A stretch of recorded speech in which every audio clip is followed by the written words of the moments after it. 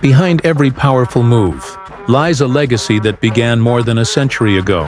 A story written in every stance, every strike, every breath. Depok, West Java, founded by Haji Misar Siban on February 16, 1978. Refined and unified into one unique flow. It's not just about fighting, it's about learning to walk the path with discipline, humility, and spirit. Joining this school is a sacred step. New students must bring two symbolic tools, a wooden beam, called bujur, and a carving knife, pisau raut. They don't come to fight, they come to shape themselves. From elders to children, MS Jalan Enam is a living tradition. Its movements carry the voice of the past, and its students carry the strength of generations.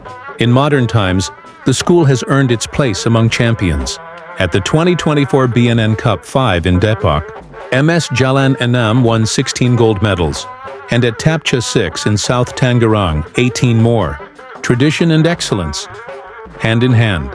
But beyond medals and trophies, this school teaches something deeper: respect, resilience, and the courage to face life, not just opponents. From the quiet lanes of Pengasinan, this legacy continues, flowing from master to student, from heart to hand, because pencak Silat is more than martial arts. It is identity, it is culture, it is soul. Support Indonesian culture. Share this story. Like, comment, and subscribe for more untold legacies.